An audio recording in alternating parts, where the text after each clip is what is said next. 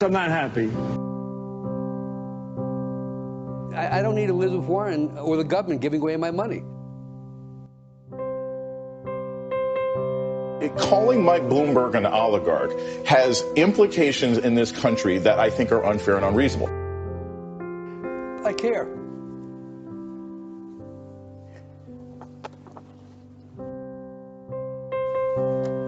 That's it.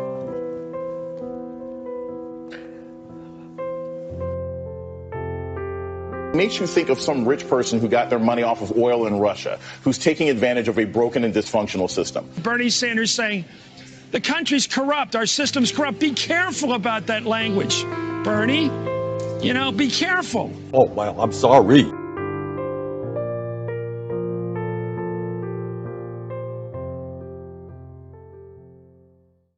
Now witness the firepower of this fully armed and operational battle station. Who's got a hammer?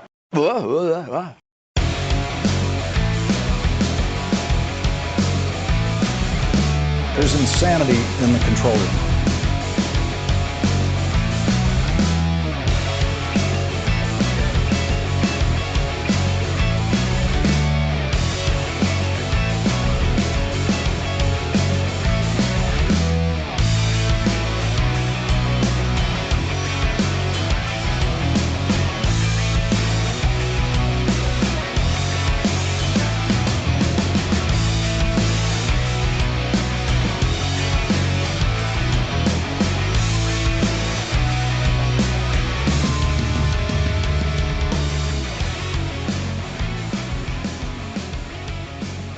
Around the nation, Waldorf Nation. Hey, everybody, welcome to the show. I should say welcome back. Been away for a little bit. Yesterday, hopefully, you will saw the clips that I did not have, didn't really have the ability to do the stream yesterday. But again, hopefully you enjoyed the clips. Do appreciate that, those of you who watch. So we got a good show today. Oh boy, what do we have? We got some fun stuff. We're going to talk about crazy people. Lots and lots of crazy people on today's rundown. We got Louie Gohmert, the dumbest man in Congress. We have Lauren Boebert. We have Marjorie Taylor Greene. We got all the big people here. Okay, we're going to talk about them. Okay, we got them. We got Caitlyn Jenner. Oh, who doesn't want to talk about Caitlyn Jenner? Oh, right, nobody. But we're going to do that in it. Because it's interesting, very interesting. And then we have a town hall that exploded. Like, we got anti-vaxxers, we got the anti-maskers, we got the best people. We're going to talk about the best people today. So stick around. It's going to be fun. It's going to be fun.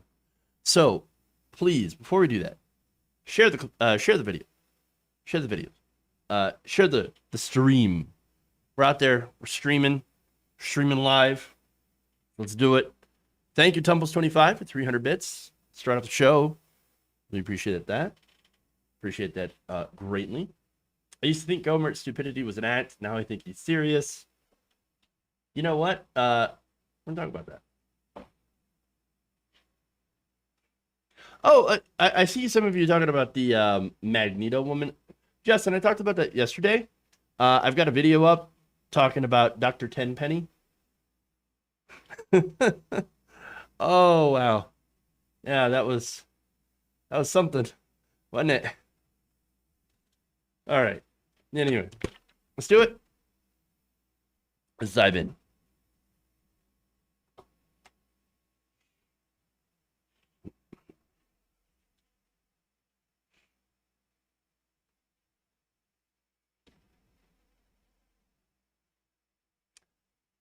It appears that Colorado voters are having some regrets. It appears that Representative Lauren Boebert's clownish antics are an embarrassment to Congress. And again, that's not just me saying that. That is some of her voters, at least according to a report from Politico. The actions of Representative Lauren Boebert since she has been in Congress are turning off voters in one of the largest, most important cities in her district. creating a groundswell to defeat her in the 2022 midterm election. So now Politico, understand Politico's establishment, and, you know, sometimes they do not have their pulse on the people. So I'm going to go through this article and, you know, the people that they've got on record. Interesting. Okay. And we're going to read through that, and we're going to see whether or not this is indicative of a larger trend of Lauren Boebert losing her support. So now Politico's Jennifer Oldham reports that the city of Pueblo could hold the key to whether Boebert is returned to Congress. And according to a report, among some of the voters in Pueblo, the largest and most politically unpredictable city in Boebert's vast district, there is a growing sense of exasperation with the freshman representative not yet 6 months into her tenure. We've only had 6 months of Lauren Boebert. Good Lord. What have we done? What did you do, Colorado? What is wrong with you? All right, anyway. Now, to be fair, as I said, one of the people that is quoted in this article is running for Congress against Lauren Boebert. So I want to keep that in mind. And the person that's running is Saul Sandoval. Now, he says, quote, "When I think of Lauren Boebert, I think of that expression, all hat and no cattle." And of course, it's like one of those well-known, you know, Southern kind of like expressions that you hear, you know, like people, especially in Texas. All right. One of those conservative sayings that you hear, oh, it's all hat and no cattle. I'm going to tell you what. All right, well, oh, sure. Okay, I'm sure that does very well down there in Colorado. But he explained that when she had the opportunity to support stimulus funding, she chose Donald Trump over us. It's very frustrating. Now, that's actually a pretty good point. Because, look, the stimulus funding, you know, it's that thing that was actually incredibly popular among all demographic groups, yet got no Republican votes. None. Not a one. However, 2/3 of voters supported the $1.9 trillion package. Individual elements such as the $1,400 direct payments, the stimulus checks to individuals were even more popular, and still, you had no Republican votes. None. Now, interestingly enough, since it was so popular, you had a lot of Republicans that actually tried to take credit. In fact, Representative Nicole Malliotakis of New York had issued a press release celebrating the more than $3.7 million from the package that went to community health centers in her district. She called it one of her achievements. She even said she prided herself on, quote, bringing federal funding to the district and back into the pockets of taxpayers. That money, of course, she had nothing to do with getting that money. In fact, she voted against it. That came from Biden's stimulus bill that she was against, that she didn't vote for. Oops. Really? But it gets worse. Madison Cawthorn also pointed to the millions of dollars back in March in healthcare grants allocated to the districts on social media, saying he was proud to see taxpayer dollars returning to his district. Now, of course, once again, Madison Cawthorn voted against the bill that redirected that money to his districts. There's more. Representative Alex Mooney of West Virginia issued a news release to promote the more than $41 million spread across 12 different healthcare centers in his district. He said, "I am glad that this funding has been secured." Yeah, well, not at all with your help, dickhead. You did nothing. You voted against the bill. And then you're like, oh, look at this wonderful bill that I voted against. I mean, I didn't mention that I'd voted against it, but look at what I did for the community. Ridiculous. The gall of these people, they are all disingenuous pieces of crap. If you're a voter, and this is what they, by the way, what they depend on. They depend on you not paying attention to what they do. Only what they say, not what they do.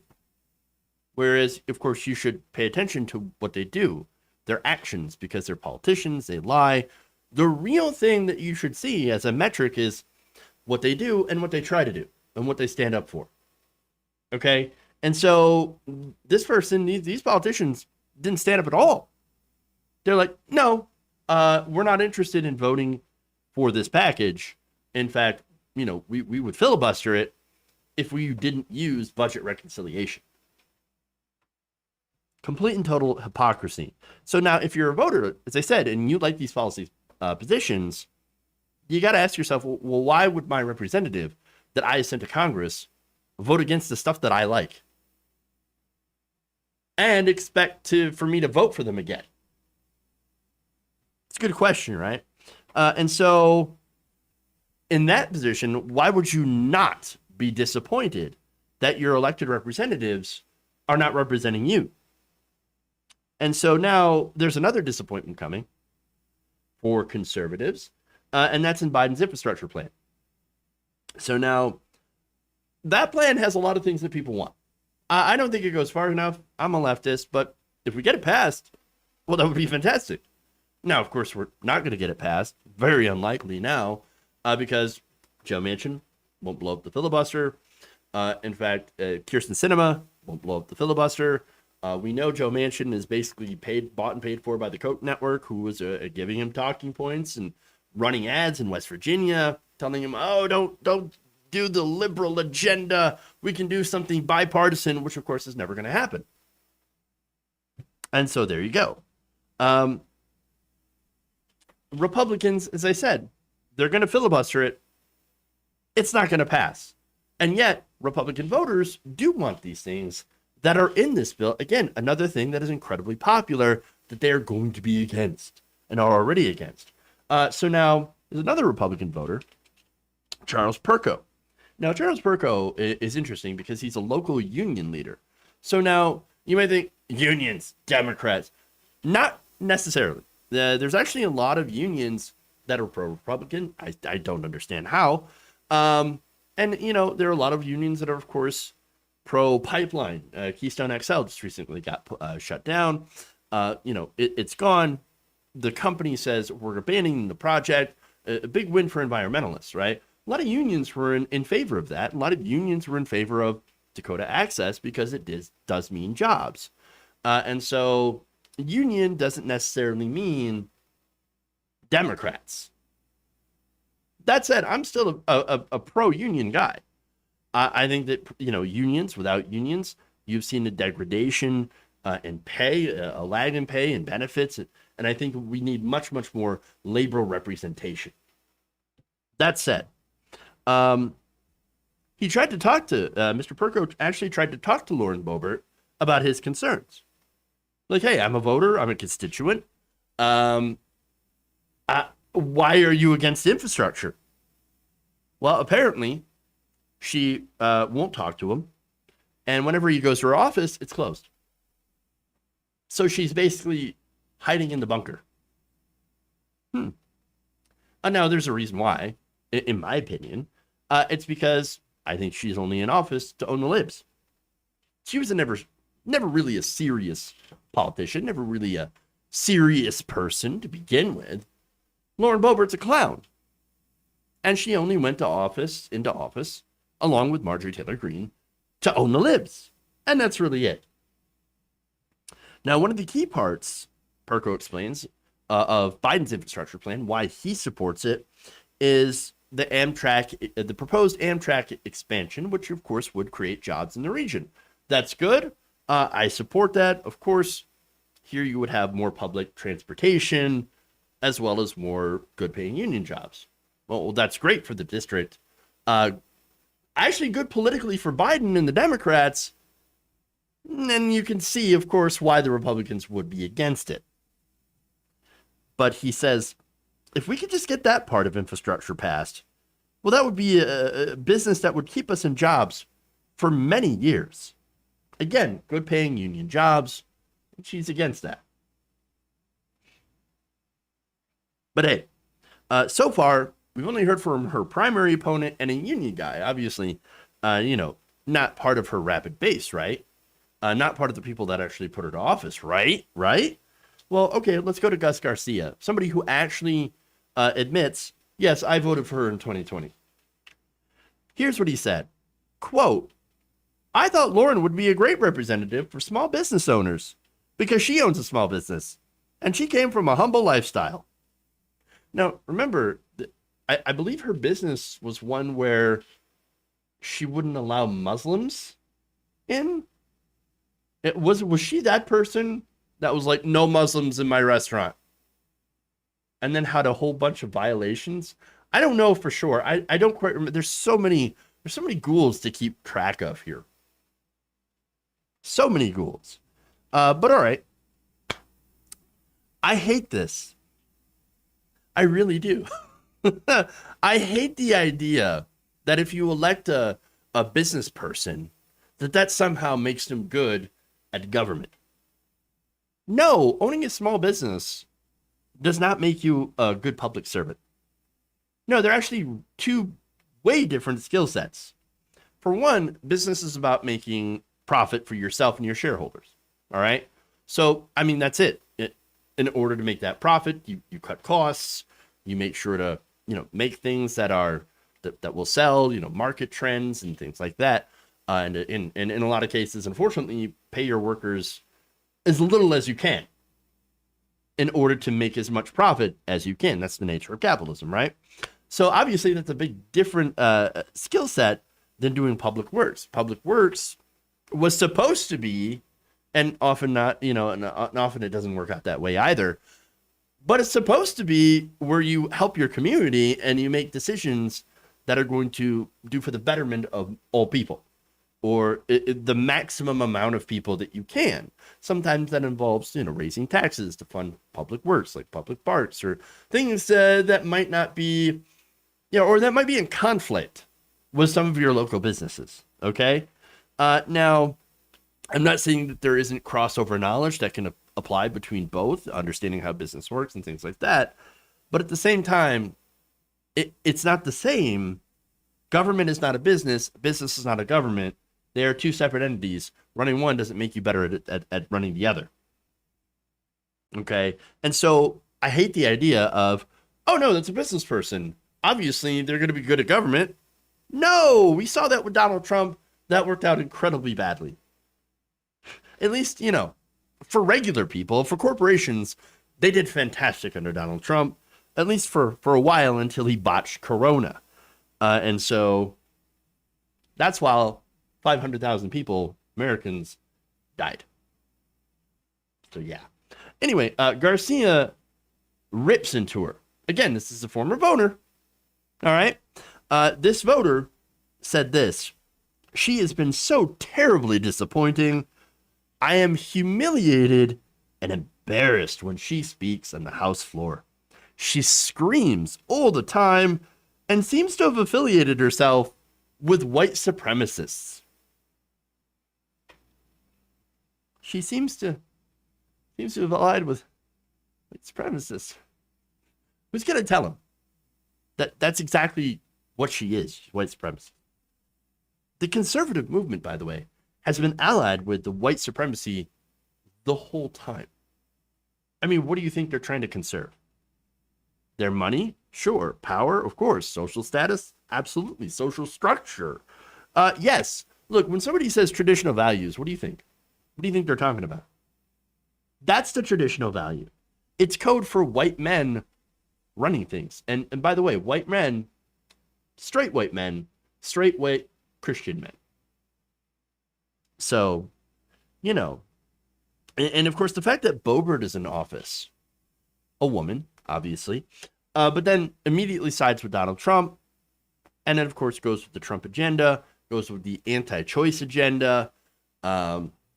It sort of reinforces that point, because right now the party is essentially in thrall to a white actor who pretends to be a common person, but actually screws them over, like Ronald Reagan before him. So now Boebert seems like she might be in a little bit of trouble. A little bit of trouble. In fact, there's some polling here to back that up.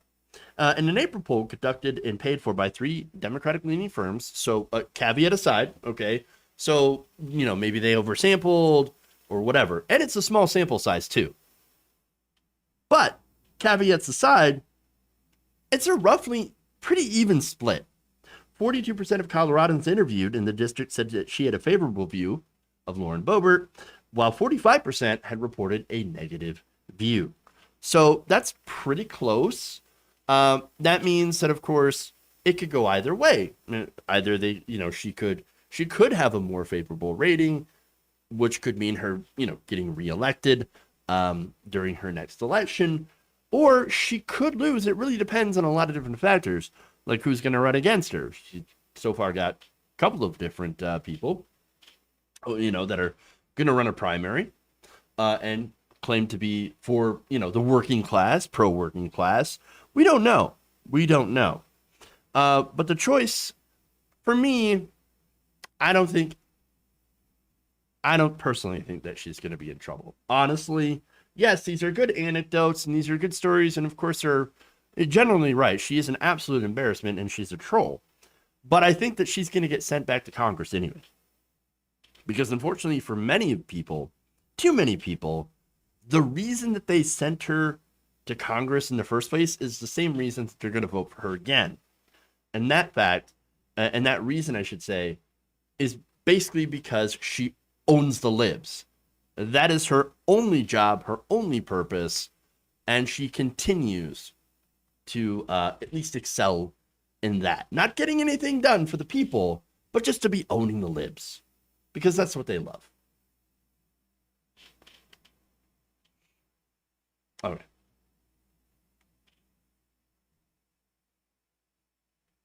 They didn't poll all voters. I wasn't polled. Well, of course they don't poll all voters.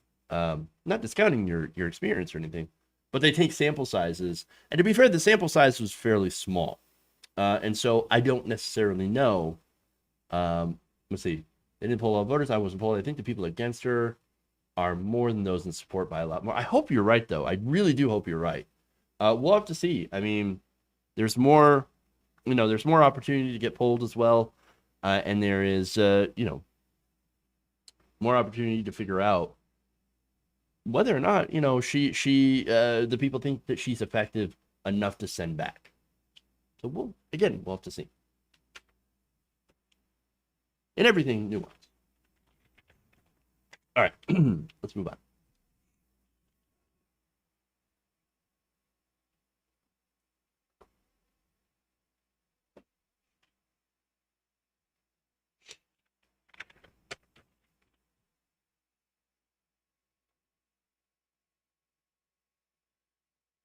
That first one didn't have a video.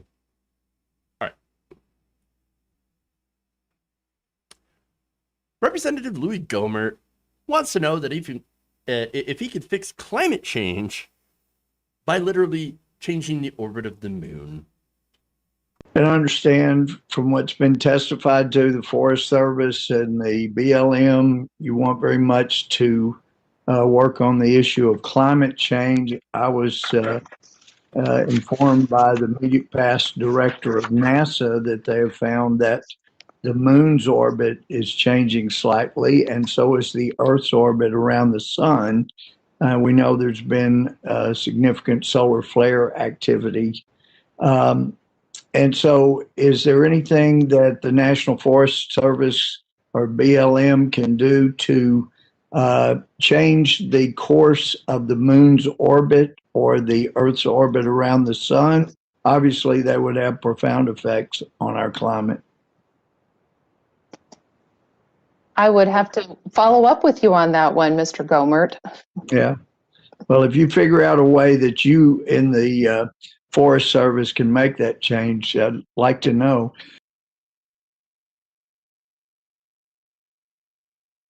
Okay. Well then. I mean, how do you really answer that question?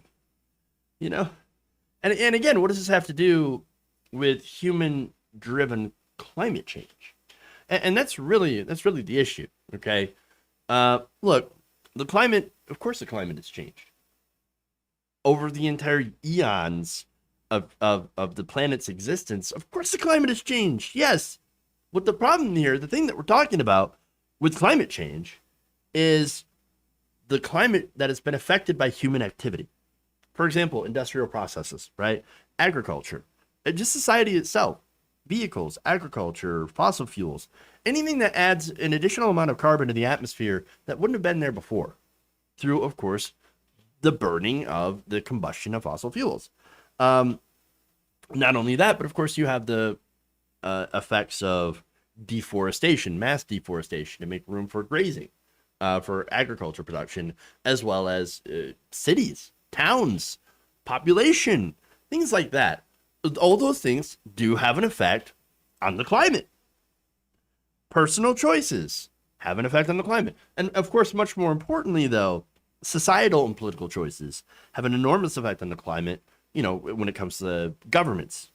And really, all this combined have really driven the rate of change to become too rapid, so fast. This is a process that would normally take, you know, tens of thousands of years. And, you know, major changes can be brought in, of course, by, you know, large natural disasters, volcanoes, etc., and things like that. But, like, we have taken that natural rate of change that would have happened over tens of thousands of years in either direction, and we have accelerated it within the last 200 years to an insane amount, to an amount that we haven't seen in our brief existence on this planet. Now, again, we're in a relatively climate stable, you know, our species developed during a relatively climate stable epoch period, right?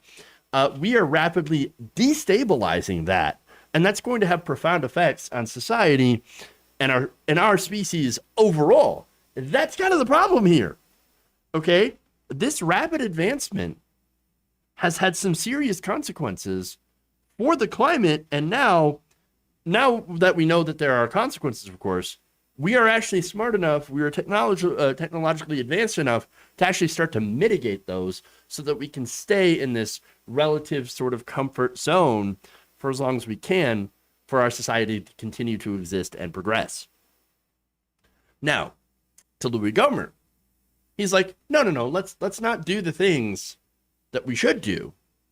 Let's do the things that we can't do, like moving the moon. Yes, let us move the moon or the orbit of the Earth. Look, knowing some of the people, again, they're not sending their best, okay? Knowing some of the people that Louie Gohmert allies with and talks with, if they were in charge of such a project, if our government were in charge of such a project, we would probably accidentally, if we found a way to do it, yeet ourselves into the sun. Like, oh, oops, messed that one up. Sorry. Right into the sun. Terrible. But anyway, you know, and again, we wouldn't actually solve the problem. All right. That's not to say that, of course, science hasn't actually looked at the effect of the Earth's position to the sun. That is just normal scientific processes, right? And let me give you an example. Research conducted by Serbian scientist Milutin Milakovic suggested that changes in Earth's position relative to the sun are a strong driver of Earth's long-term climate and are responsible for triggering the beginning and the end of glaciation periods, or otherwise known as ice ages. So again, that's part of the natural cycle of the Earth, you know, and how our position, of course, and our tilt or wobble, whatever, of our planet really impacts long-term climate trends. But again, that's talking tens of hundreds of thousands, even millions of years. What we're doing today with our climate right now is we're doing rapid changes, too rapid for our species to be able to adapt. That is the problem. What would normally take tens of thousands of years will happen by the end of the century. And of course, those results are massive sea level rise, droughts, extreme weather events, mass migration, etc., etc. Now, we can work to mitigate that, but we have to work fast and we have to work hard. That is doable. Moving the moon or moving our own orbit is not possible with our current technology and would be really stupid to try. But again, speaking of stupid, well, Gohmert has a history of saying dumb things, especially about the climate. For example, back in 2015, Gohmert said of more carbon dioxide, CO2 in the air, that that'd be a good thing because, well, more plants. Ignoring, of course, the obvious effects of the greenhouse effect, which would mean the drying out of other areas and the complete shifting of our delicate climate as it is. So no, it's not going to just make more plants. It's going to make plants in different places, in deserts and places that are already warm. Insanity, right? There's more. He was interviewed in 2016 by Steve Bannon of Breitbart News, whether climate change should be a top priority. Here's what he said. It seems like when you hear somebody say over and over again that climate change is our biggest problem, they don't know that the climate has been changing a lot worse over the millennia of mankind. And last month, in an interview with Fox Business, he said, we can't do anything substantive about the climate change right now when the moon's orbit is apparently changing some. The Earth's orbit is changing some, according to NASA. Yeah, okay, that's true, but that doesn't mean that you can't do anything about climate change. So here's what's funny about this entire thing. I mean, when you don't look at the doom of our species, okay? They are trying everything except for the most obvious solution, obvious answer, and that's to burn less fossil fuels, to transition to more, cleaner alternative energy. And it's because, look, a lot of politicians, Gohmert included, get paid by fossil fuel companies in campaign donations. You just got to follow the money. But the interesting thing about Gohmert is that that's not even his top contributor. It really isn't. I really do think that Louie Gohmert is a believer. He is so deeply stupid. He doesn't even get that much in bribes. I think it was like, what, $13,000 for last year? So I think that in some respect, he believes his dumb takes. I'm just saying. He thinks that there's nothing we could do, so why not even try? Why even try? Because then corporations will lose out on money, and we can't have that. And his whole, answer was him essentially mocking people who might actually have solutions that we could do right now to reduce emissions. And so it just really shows that he's such a terrible guy and a complete and utter moron. All right.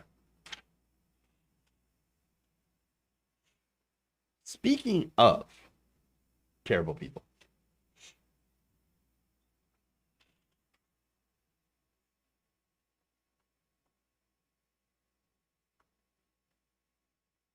Marjorie Taylor Greene. Here we go.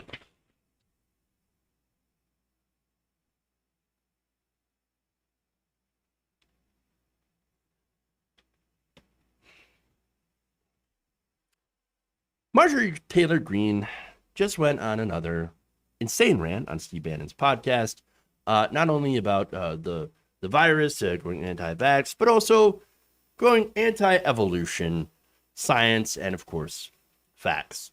Take a look.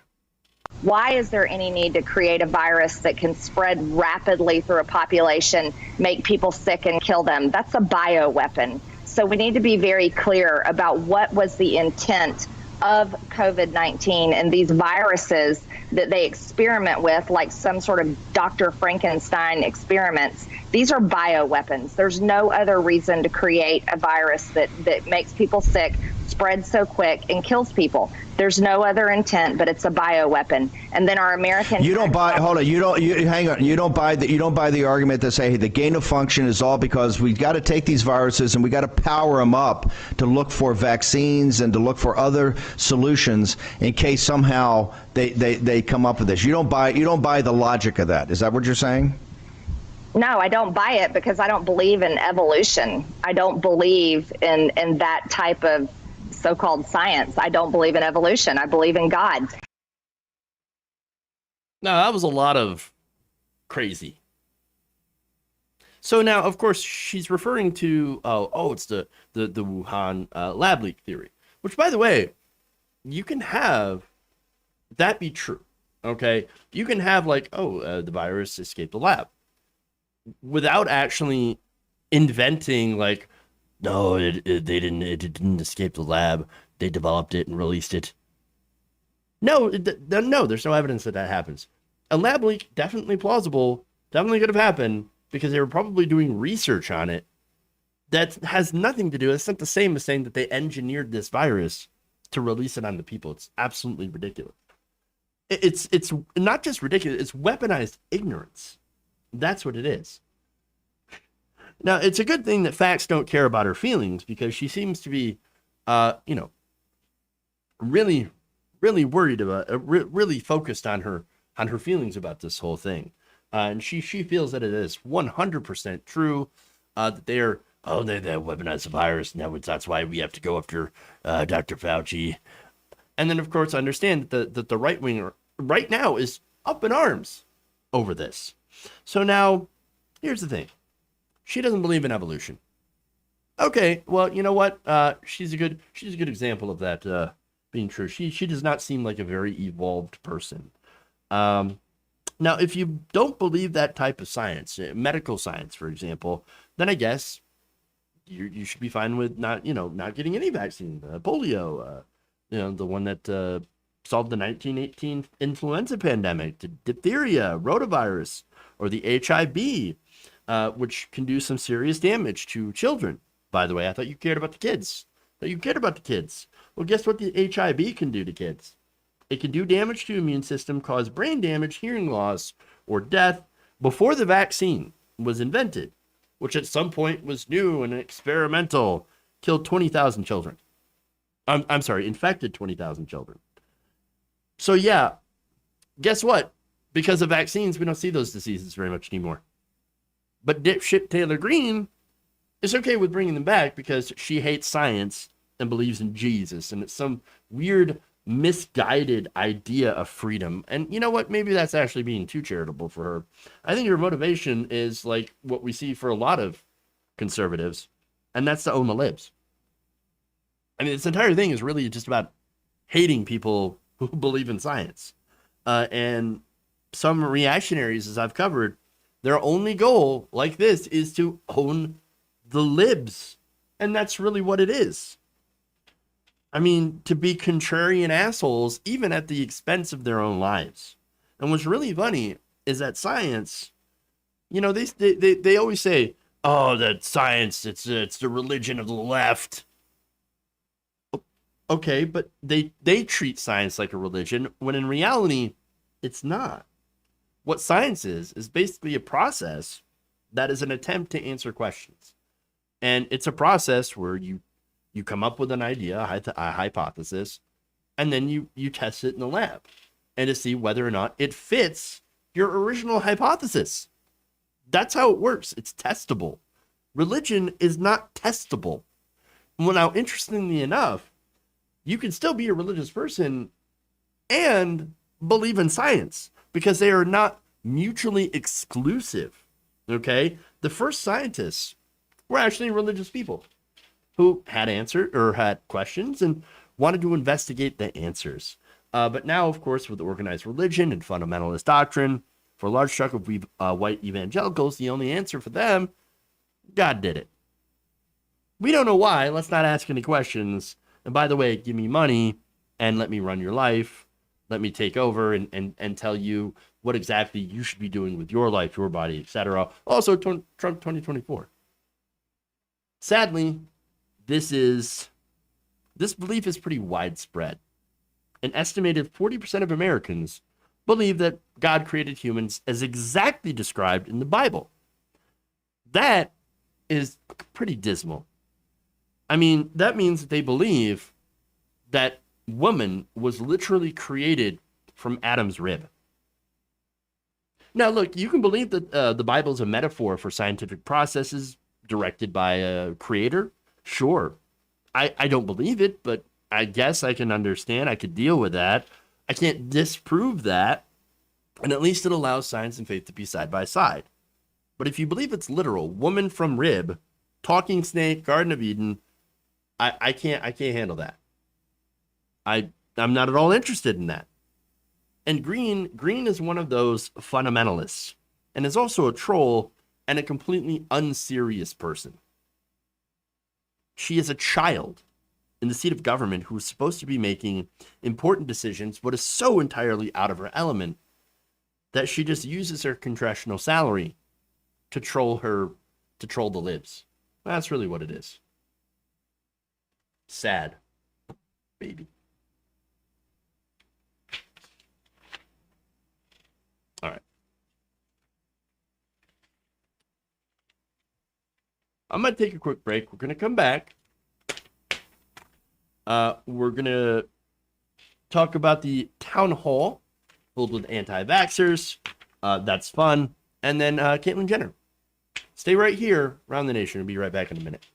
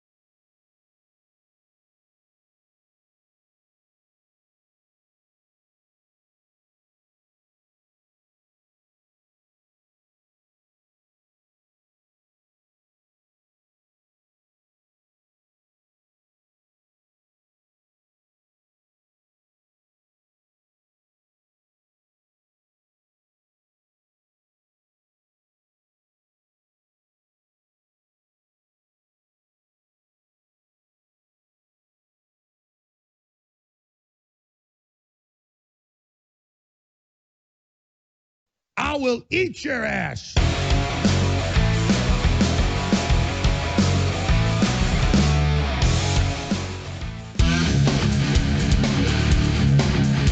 you like that, boy? I'm sick of all these witches and warlocks.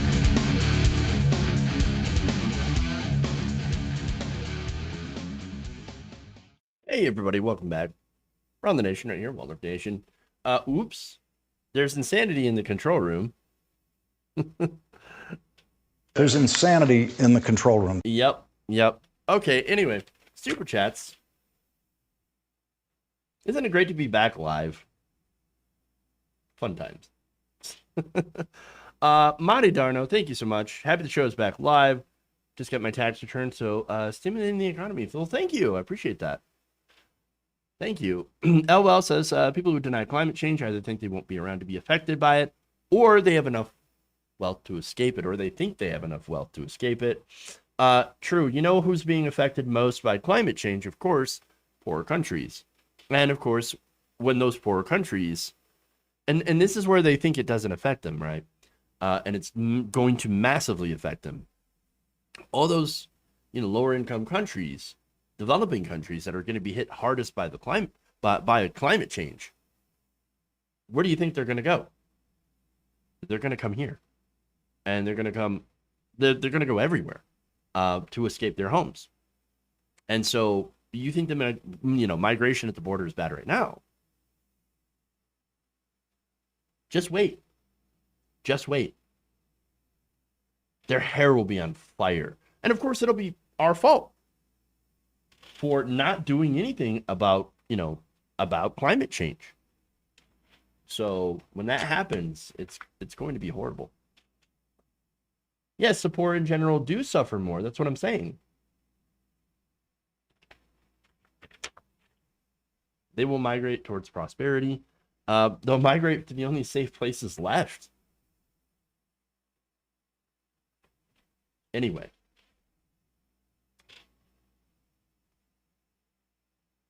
Thank you for those very kind super chats, by the way. I do appreciate that. All right, let's move on. We got an insane town hall.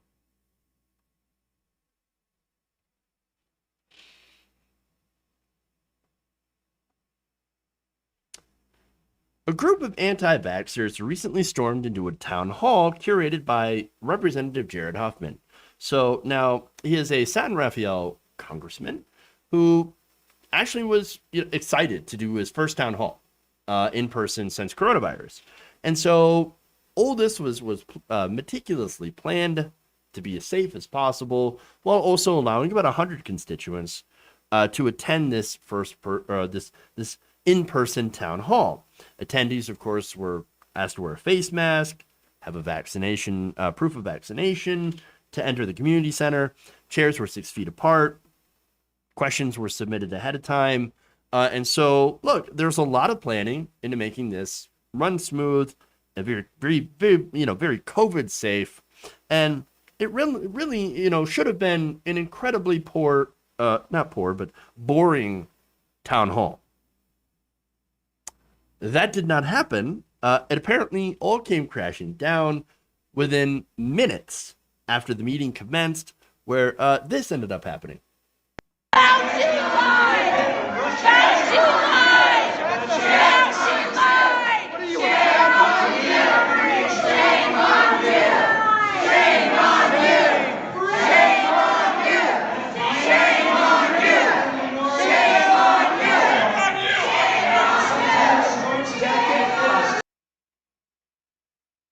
Yeah, that happened. So, in all, there were about 200 people that were enraged, unmasked, and obviously yelling and talking about ferrets. The ferrets are dead. They're dead, Jim. Wait, ferrets? Wait, there's a conspiracy theory about the ferrets. Wait for that one. All right. But it gets crazier. So now this is an account of a reporter who was at this meeting. And so now when these anti-maskers came in, there was another group that was waiting outside. These are pro-elk people, right? And so about a dozen of them who had stood outside the center with signs protesting Huffman's support for the culling of elk went into the hall and figured, why not? There's already people in there. Screw it. Let's go in and protect the elk. Now, unlike the other crowd, this one actually wore masks and they took seats and they're just like holding up their signs like protect the elk. All right, great. Now, it was still essentially chaos in that room. Now, to his credit, Huffman tried to control the situation the best he could. He didn't call the cops. He tried to do his presentation, was actually excited about doing his speech and presentation and all that stuff in his town hall and answer questions. So good on him, right? So now he also told people, hey, if you're worried about COVID-19, look, we tried to set it up the best that we could. Obviously, that did not happen. So if you're worried about it, you should probably go. You might want to exit because this just turned into a super spreader event somehow. And then again, proceeded with his town hall. Okay. Now, at one point, he had this was faced with, talking excessively loud, chanting, booing. He did tell the crowd that they were, quote, disrespectful of democracy, the law, and science, which did not make them at all happy. At one point, the the ferrets died protester had also tried to rip the mask off of an elderly man, but was stopped when Huffman called her out. The ferrets died. The ferrets! They died. All the ferrets. And after Huffman criticized the U.S. Senate's refusal to investigate the January 6th insurrection with the commission, the crowd also booed, yelling, Biden is illegitimate and no segregation, and we want the filibuster. That is like the first time I've ever heard a conservative saying, We don't like segregation. Oh, right, because it's not that segregation. Sure. As if it's not insane enough, another woman who was part of this crowd ended up leading a group of kids wearing fairy wings and anti-vax signs around the room in a march. Why you gotta get the kids involved, yo? Again, why are you making the children do this? They probably have no idea what they're talking about. It's anti-vax stuff. Ridiculous. Gross. So you can tell they're all pretty much Trump supporters, conservatives. In fact, their political positions, which they shouted out, were opposing peace with Iran, being against Medicare for all, and being against taxing the rich. Although they did calm down a bit when Huffman announced support for more public transportation funding and local infrastructure. So hey, it's something, right? And also forest management, as it is California. And so not only that, but they appear to have been okay with expanding the post office. They only started booing when he brought up immigration, or at least when he brought up something that tangentially, related to immigration, which would, of course, is him showing that the population of California was growing, likely because, it's brown people. Well, we don't like those. We don't like them brown people, they say. In fact, there was no black or brown people in that room whatsoever, according to the reporter. But there was one person outside wearing a Black Lives Matter shirt and holding a sign that was pro-Indigenous people, pro-mask. Now, the reporter decided that he's going to take a picture and was immediately accosted by a white woman, a Karen, who demanded to know, why are you only taking pictures of her? Because of course. The reporter finally writes, as the town hall wound down, the anti-vaxxers gathered outside for a conspiratorial talk about how scores of ferrets were injected with COVID vaccines and died from the treatment. So that's where the ferrets come from, which of course is complete and utter nonsense. And then, satisfied with the pseudo-scientific foundations to their cause, the maskless mass marched through downtown San Rafael wearing their cursing flags, chanting incoherently about the greatest hoax in the history of mankind. Fun. I bet they didn't expect that one coming. Now, of course, you can laugh, haha, funny, crazy people. But here's the thing. As the country opens up and as more in-person events are going to happen, especially with politicians, you're going to see a lot more of this. Again, what? Half of all Republicans believe that Donald Trump won the election. Significant amount of Republican voters also don't believe that coronavirus was. They still believe it's a hoax, or they're against the vaccines. Just all these different insane conspiracies. And now they're opening up, and now they're going to be around. All the crazy that has been locked up for a year, that has been contained, is now running free, coming to a block near you. God help us all. Here comes the mob of anti-vax Karen Trump supporters. Yikes.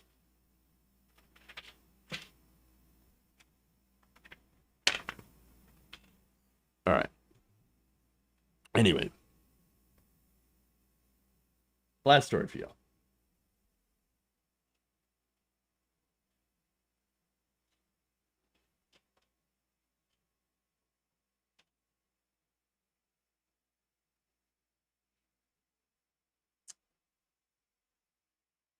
Recently, Caitlyn Jenner, who was running for the California Republican gubernatorial spot, was on The View and was unable to answer a very simple question. Take a look. I want to ask you something before we go, because we're out of time. Something that's important for me to know. You say that you're a Republican, and I'm just wondering, because a lot of Republicans in this country believe that Donald Trump won the election and not Joe Biden. Are you one of those people, one of those Republicans? I'm not going to get into that. That election is over with. I think Donald Trump did do some good things, and what I liked about Donald Trump is he was a disruptor. But did he win the election? But he was a disruptor when he was president. I want to do the same thing. I want to go in and be a thoughtful disruptor in Sacramento. We need to change the system, and I want to change that system for the positive. I'm in it for the people. Survey says nope, not for the people. Yeah, she's for one person, herself. Look, the thing is, yes, she wants to be a disruptor, right? No, she wants to disrupt taxes. That's really it. The system that she wants to change is the system that makes her pay taxes. That's really what it's always about. Look, again, Caitlyn Jenner, in trying to answer that question, by the way, she was asked point blank, did Donald Trump win? I'm not going to get into that. No. You know, the reason that she can't answer that question, because it's been taboo to answer that question, have all Republican voters think that, no, Donald Trump is the president. No, if you believe that, you're literally not living in the real world, in reality. Okay? Like, get in the real world. You know better. You're not an idiot. I mean, yes, some people might take umbrage with that statement, but it's objective reality. It's like pointing at the sky and saying, nope, sky, not blue. The sky is actually piss yellow. Only if you use like a certain filter on your phone. Okay. And it's usually, by the way, the type of filter that movies love to use in like Mexico.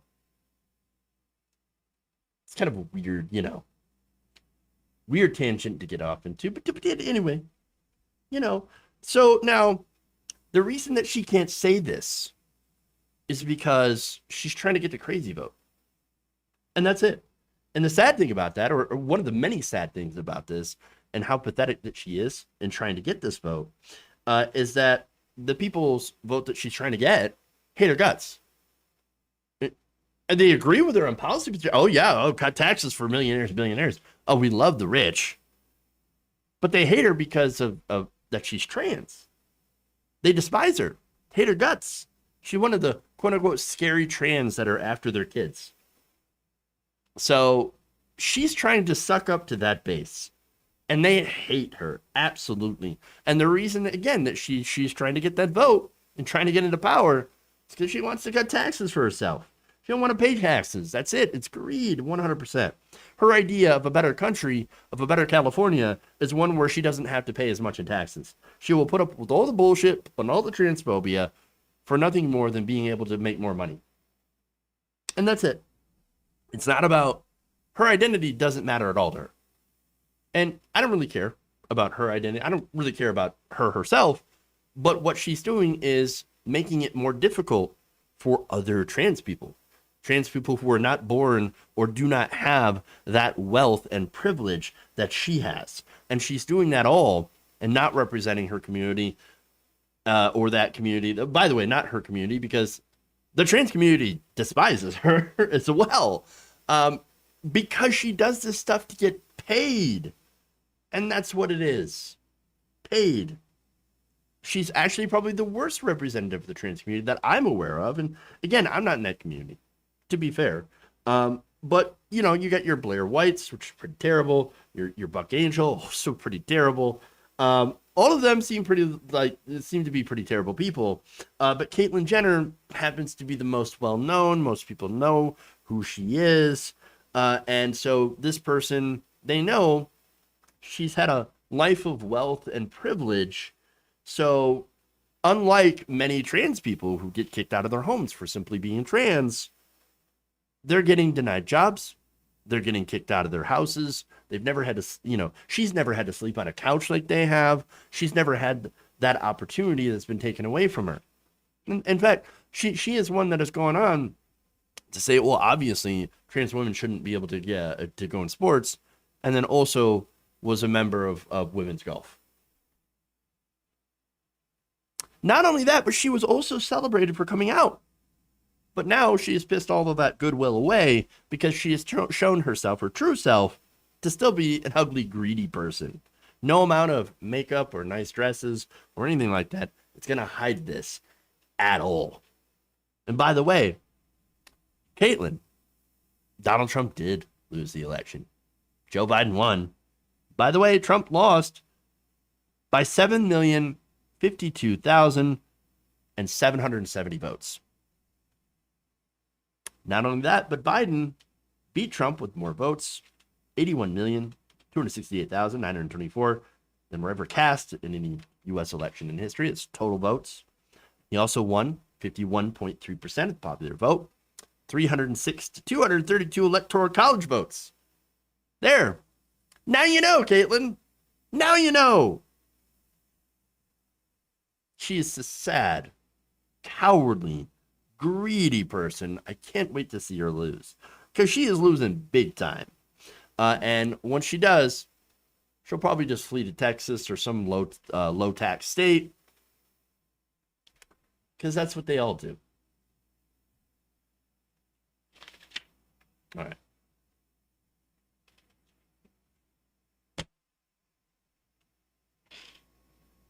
That's all I got for you.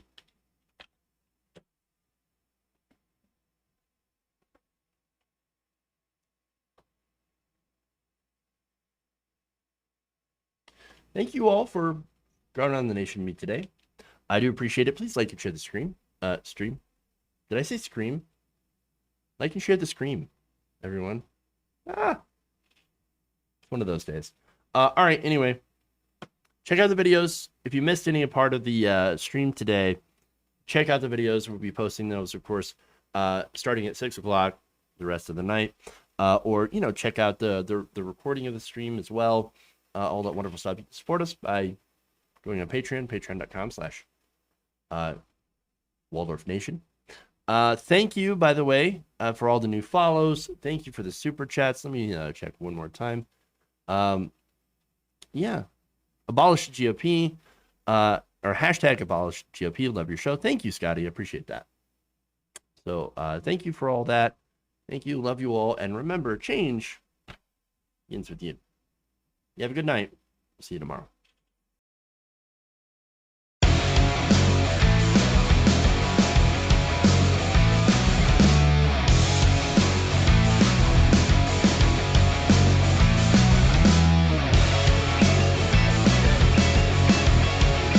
Who's got a hammer?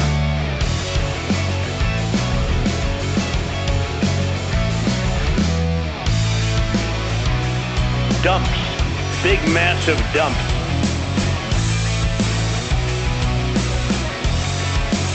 How you like that, boy? You idiot.